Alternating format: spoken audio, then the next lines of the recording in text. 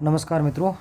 इस वीडियो में आज हम जानेंगे कि जो राजस्थान की चित्रकला है जिसका बेस बनाया है राजस्थान की संस्कृति की जो आरबीएससी की किताब आती है 10th की, और जो पीवाईक्यूज हैं उस हिसाब से इसमें से हम उन चीज़ों को जानेंगे आज जो कि फैक्चुअल हैं और बाकी चित्रकला से कंफ्यूज कर सकते हैं। जैसे कि किसी चित्रकार का नाम है तो कौन कौन सी चित्रशैली से या कौन कौन से शासक के काल में कौन कौन से चित्रकार रहे, तो उससे संबंधित जो फैक्ट्स होते हैं उनको याद करना चैलेंजिंग होता है। तो उसके लिए कुछ ट्रिक्स वगैरह, कुछ एसोसिएशन वगैरह बनाई है जिसकी वजह से सिर्फ कहानी जान के उस ट्रिक को याद करके या फिर एसोसिएशन को जान के आप आसानी से बहुविकल्पी प्रकार के प्रश्न हल कर सकते हैं। पहला है कि राजस्थान में चित्रों का इतिहास बहुत पुराना है। ये जो सेल वगैरह पे, चट्टानों पे जो चित्र बनाते थे, आपको पता है कि यूपीएससी में एक सवाल आता है कि भीमबेटका में मध्य पाषाणकालीन चित्र या फिर कि और भी बहुत सारी जैन गुफाओं में चित्र बने थे। तो उस हिसाब से जो सेल चित्रकारी है वो चित्रकारिता की भारत में शुरुआती चरण होता है। तो इस किताब में हिस्टोरिकली इवोल्यूशन दिखाया गया है, तो उन्होंने वहाँ से आरंभ किया है। तो पहली लाइन है कि राजस्थान का कौन कौन से ऐसे स्थान हैं जहाँ पे सेल चित्र पाए गए हैं।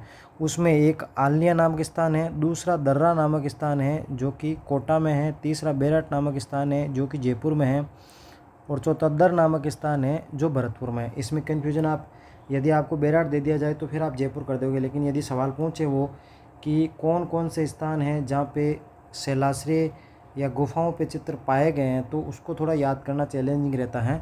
तो इसकी एक फ़ोटो है बनाई है, ये फ़ोटो आप ज़रा देखिए थोड़ा, ये वाली फ़ोटो है।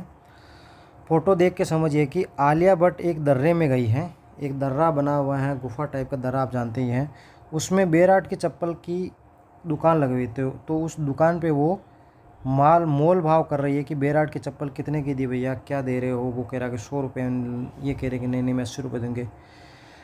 अब वो चप्पल इसलिए ले रही है कि उसको पता है कि आगे गुफा में जाने के लिए चप्पल पहन के जाना ज़रूरी है। जिसके सामने लक्ष्य एक गुफा दिखाई दे रही है, तो उसको एक गुफा के अंदर जाना है। वो दर्रे के आसपास एक बेराट के चप्पल की दुकान लगी हुई है जिस पे वो मोल भाव कर रही है।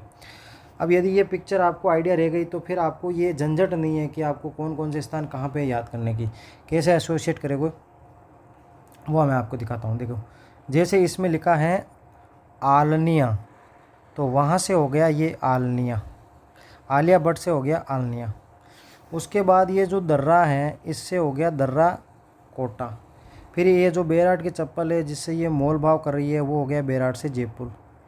फिर ये जो दर जिस हिसाब से भाव का मोलतवाल कर रही है वो हो गया दर, इससे हो गया दर भरतपुर का। के सामने एक लक्ष्य दिखाई दे रहा है जिसका लक्ष्य है गुफा। गुफा से मतलब है कि ये सब गुफा चित्र हैं। तो गुफा चित्र के 4 स्थान आपको केवल एक पिक्चर दे के समझ में आ गया। आगे बढ़ते हैं, और क्या क्या चीज़ें फैक्चुअल इन्फॉर्मेशन याद की जानी चाहिए इसमें।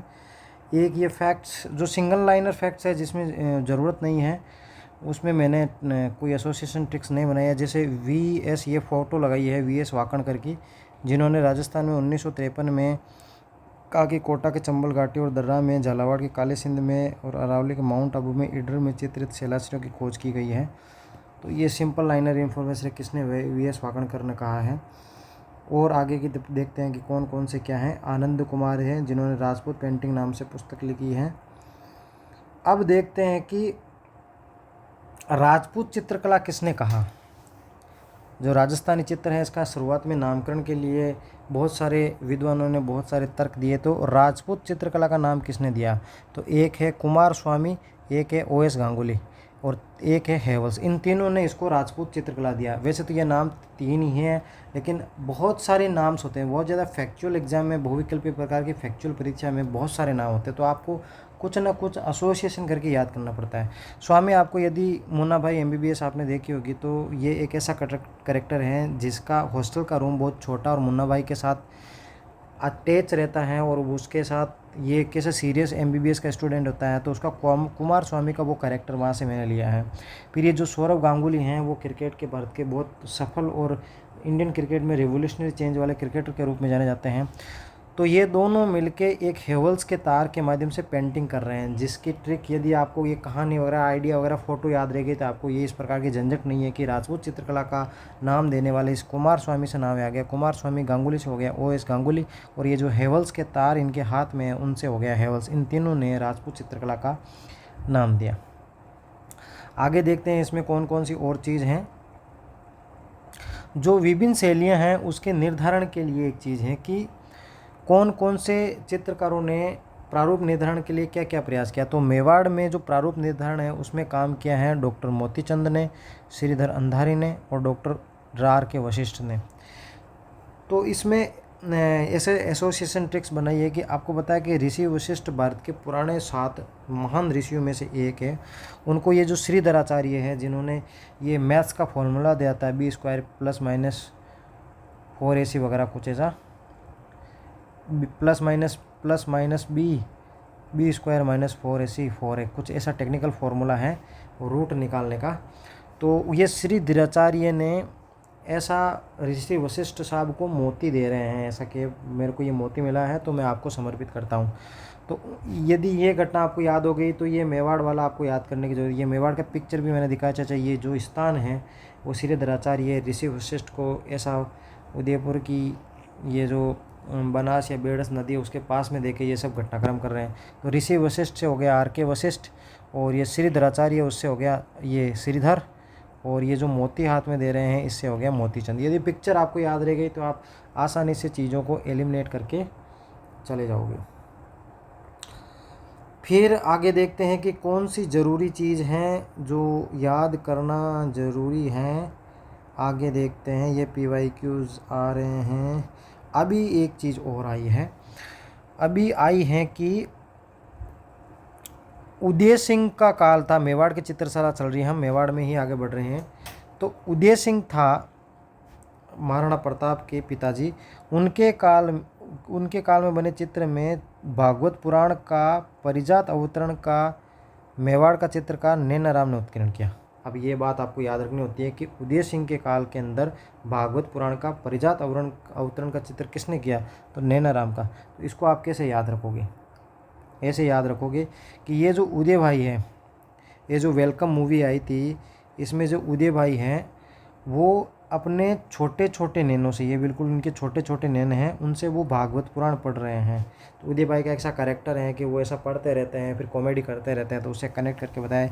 यदि आपको ये फ़ोटो याद रह गई तो आसान है, उदय भाई से हो गया उदय सिंह, छोटे छोटे नैनों से हो गया नैनाराम, और चित्र किसका है तो भागवत पुराण का। ये फ़ोटो आपको याद होगी, इसका मतलब आपका सवाल हो गया, ऐसा मान लो।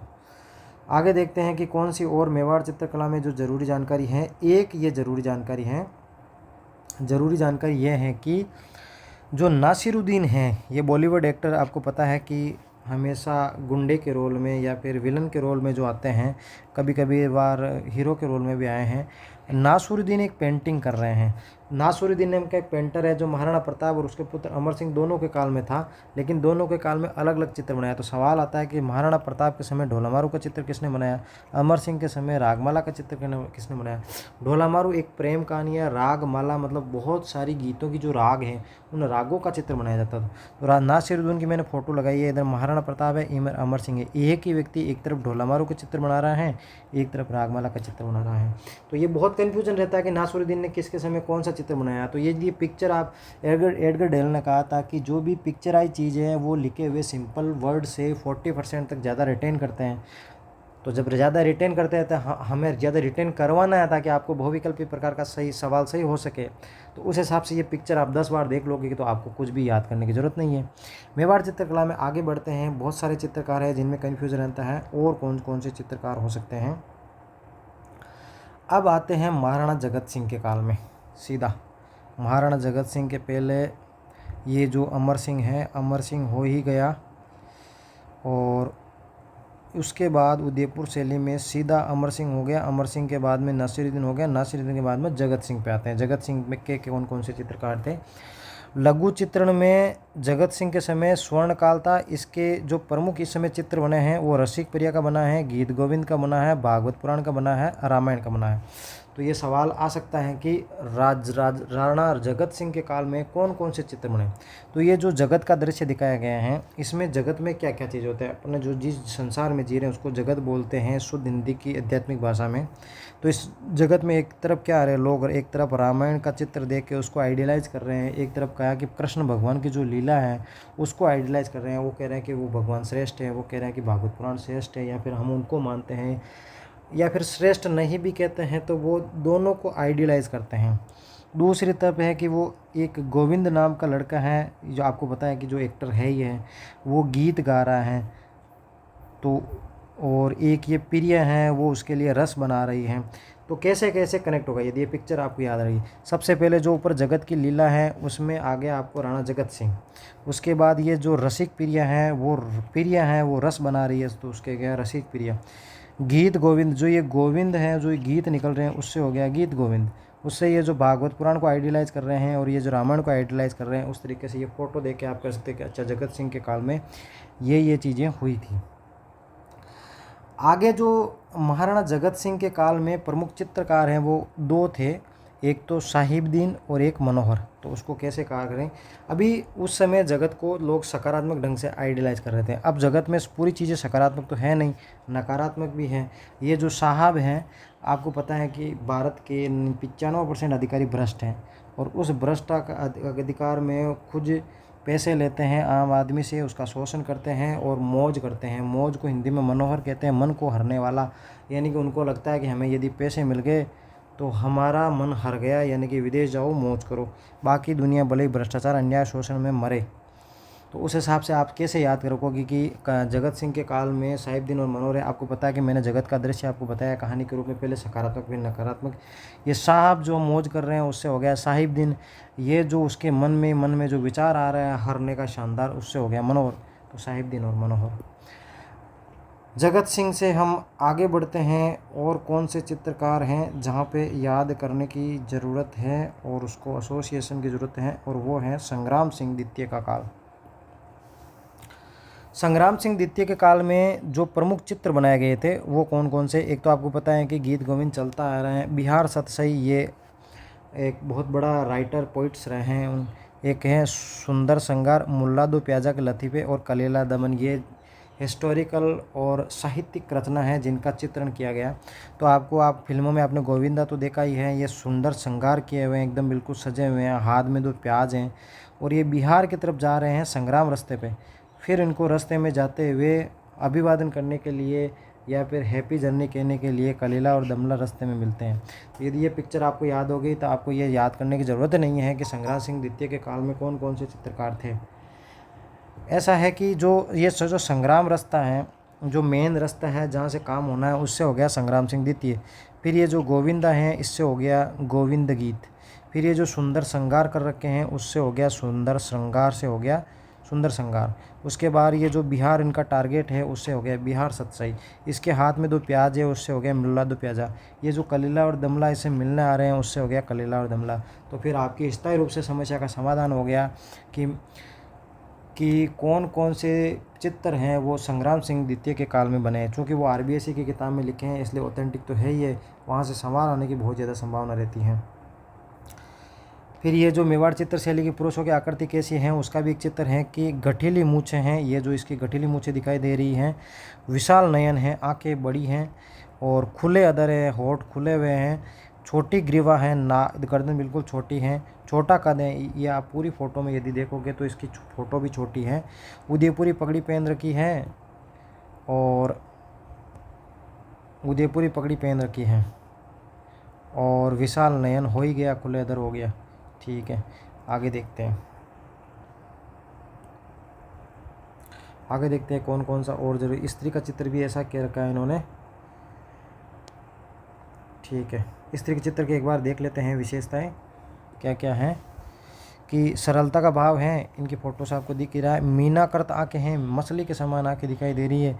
सीधी लंबी नाक है, ये देखो लंबी नाक दिखाई दे रही है। भरी हुई दोहरी चिबुक है, चिबुक भरी हुई है। ठीकना कद है, इनमें पुरुष और महिला दोनों का ठीकना कट है। लुगड़ी घाघरे कंचुकी में ठेठ राजस्थानी पोशाक में इनका पहनावा है। फिर हम आगे नाथ द्वारा शैली में, जिसमें कि ये हो गया। अभी इनके चित्रकार देखते हैं कौन कौन से हैं। नाथद्वारा शैली के चित्रकारों में बाबा रामचंद्र के अतिरिक्त रामधरण, ये बहुत इंपॉर्टेंट है। नाथद्वारा शैली के प्रमुख चित्रकार कौन कौन से थे? तो एक तो हैं बाबा रामचंद्र, फिर है नारायण, चतुर्भुज, रामलिंग, चंपालाल, घासीराम, तुलसीराम। दो महिला चित्रकार है, बहुत ज़्यादा इंपॉर्टेंट, कमला और इलायची। उस दौर में महिलाओं का चित्रकार होना बहुत रेयर था। यदि किसी चित्रशैली में महिलाओं का चित्रकारिता है तो वो बहुत इंपॉर्टेंट हो जाता है। अब इतने नाम को आप कैसे याद रखें? और दूसरी बात है कि जीवन इतना भी आसान नहीं है, सिर्फ नाथ द्वारा नहीं है, कम से कम 20 चित्रशैलियाँ हैं उसकी कुल उपशैलियाँ मिला के। तो उनमें इतने इतने नाम, विशेष रूप से जैसे किशनगढ़ शैली है तो उसमें तो 20-20 नाम हैं। तो इस तरीके से फ़ोटो देख के आप आसानी से एसोसिएट कर सकते हैं। आपको पता है कि नाथद्वारा में पिछवाइया के नाम से श्रीनाथ जी का फेमस मंदिर है, तो ये आ गया फेमस जी का मंदिर, श्रीनाथ जी का। और आपको पता है कि मेवाड़ के लोग शिव जी की पूजा करते थे, एकलिंग जी की, तो उस हिसाब से मैंने मंदिर में लगाया है रामलिंग जी। तो नाथद्वारा में एक रामलिंग नाम का मंदिर पड़ा हुआ है। वो मंदिर के चारों तरफ एक तो इलायची और एक तुलसी के पौधे लगे हुए हैं। ये इधर तो इलायची के पौधे लगे हुए हैं, ये इधर जो आप घेगरी देख रहे हैं ये तुलसी के पौधे। आपको पता है तुलसी और इलायची के पौधे मंदिरों में रहते हैं। जो नॉर्थ इंडिया का मंदिर है उनमें तुलसी के पौधे रहते हैं, जो साउथ इंडिया के पौधे रहते हैं उसमें प्रतीकात्मक रूप से इलायची के पौधे रहते हैं। और ये जो भगवान श्री राम जी हैं, ये घासीवाड़ कोतराम नाम के साहित्य पढ़ रहे। घासीराम कोतवाल एक बहुत बड़ा मध्यकालीन राइटर रहा है, यदि आपको हिस्टोरिकल अंडरस्टैंडिंग हो तो। घासीराम कोतवाल के नाम को मतलब बहुत ज़्यादा परीक्षा में पूछा भी जाता है, इन पर फिल्में भी बनी हैं, अवार्ड भी मिल चुका है। और ये जो भगवान श्री राम है ये नारायण का अवतार है, जिनकी 4 भुजाएं हैं, चतुर्भुज जिसको नारायण बोलते हैं उस हिसाब से। और ये जो सूरज है पीछे उदय दिखाई दे रहा है। यदि ये पिक्चर आपके दिमाग में हो गई और ये कमला नाम की लड़की है वो उसको भगवान को चढ़ाने के लिए इलायची तोड़ रही है, तो ये पिक्चर आपके दिमाग में सेट हो गई तो आपको नाथद्वारा के सारे चित्र याद हो गए। कैसे? अभी जो बाबा रामचंद्र हैं उससे हो गया, ये जो रामचंद्र भगवान घासीराम कोतवाल का किताब पढ़ रहे हैं तो घासीराम कोतवाल से हो गया घासीराम। उसके बाद ये तुलसी का पौधा है उससे हो गया तुलसीराम। ये जो कमला है ये हो गई कमला। ये जो इलायची तोड़ रही है उससे हो गई इलायची। ठीक है। अब ये जो भगवान 4 भुजा चतुर्भुज नारायण है उससे हो गया नारायण का अवतार और चतुर्भुज। और ये जो पीछे रामलिंग का नाम का शिवलिंग पड़ा है वो हो गया, उससे हो गया रामलाल। तो इस तरीके से सारे चित्रकार इसमें हो गए। और ये किससे काल में है, इन्होंने काल नहीं लिखा है, यही है नाथद्वारा के चित्रकार यही है। नाथद्वारा में बस इतना याद रखना। बहुत सवाल आ चुके हैं, देखो कौन कौन सा चित्रकार था, कब था, पिछवाइयाँ किसने लिखी, ये PYQs वगैरह हैं। अब आते हैं देवगढ़ शैली में कि देवगढ़ शैली में कौन कौन से चित्रकार थे और देवगढ़ शैली में चित्रकार ही हैं, कौन कौन से चित्रकार थे। अभी उसमें प्रमुख चित्रकारों में एक तो बगताराम, एक कंवड़ा प्रथम, कंवड़ा द्वितीय, हरचंद, नंगा, चोखा और बैजनाथ। अभी इसको आप कैसे विजुलाइज करके याद करोगे? अभी ये इनका नाम है पंडित वेदनाथ। आपको थोड़ी शक्ल इनकी ऐसी लग रही है लेकिन वो उनकी वजह है, ये तिलक वगैरह लगा, ये वेदनाथ महाराज टाइप के दिख रहे हैं। इन्होंने पुराने समय में ये सूती की हाथ से बुनी हुई बख्तरी होती थी, ये बख्तरी खा रहे हैं। और आपको एक खाने की चीज़ होती है बिहार साइड में फेमस है लिट्टी चोखा, तो वो लिट्टी चोखा को खा रहे हैं। और पास में आप दे रहे हैं कि ये जो दरवाज़ा जिस पर टंगा होता है उसको मारवाड़ी में बोलते हैं कंवड़ा, शायद हिंदी में ही कंवड़ा ही बोलते हैं। तो वैजनाथ जी महाराज बख्तरी पहन के लिट्टी चोखा खा रहे हैं कंवड़ा पे बैठ के। उसके पास में इनको लिट्टी चोखा का इतना आनंद आया कि ये इसका लड़का है हरचंद, वो नाग लेकर आ गया। तो इतनी मस्त लगा है उनको कि लिट्टी चोखा इतना मस्त लगा कि इनको नाग से भी नहीं डर रहे। और ये सब दृश्य देख के भगवान देवता लोग हैं वो सब हंस रहे हैं कि कितना देखो मस्त है, इसको लिट्टी चोखा का इतना आनंद आ रहा है कि उसको नाग भी नहीं दिखाई दे रहा। तो अब ये इस फोटो से आप कैसे चित्रकारों को कनेक्ट करेंगे? तो जो ये कंवड़ा लिखा है चारों दोनों तरफ, ये जो कंवड़ा है इस कंवड़े तो हो गया कंवड़ाराम, कंवड़ाराम प्रथम, कंवड़ाराम द्वितीय। और ये जो लड़का दिख रहा है उससे हरचंद से हो गया हरचंद, ये लड़के का नाम है। वो नाग लेकर आया उससे हो गया नंगा। लिट्टी चोखा से हो गया चोखा। ये थोड़ा सा मैं नीचे कर देता हूँ आपके लिए। ये जो लिट्टी चोखा खा रही है उससे हो गया चोखा। और ये जो वैजनाथ महाराज तो चारों खुद ही है वो हो गया। और इसमें एक बख्तरी नाम का भी और है चित्रकार, ऊपर है सहित श्रीनाथ अंधारे उमराव, तो उस हिसाब से हाँ बख्ताराम, ये हो गया बख्ताराम। तो इस तरीके से आप कनेक्ट करके इनको याद कर सकते हैं। आगे देखते हैं कौन से चित्रकार को देखने की ज़रूरत है। मारवाड़ चित्रशैली यहीं समाप्त होती हैं। हम आगे के वीडियो में देखेंगे कि मारवाड़ चित्रशैली के नामों को आप कैसे याद कर सकते हैं। धन्यवाद। वीडियो अच्छा लगे तो शेयर ज़रूर करें, लाइक करें, कमेंट करें आपको कैसा लगा।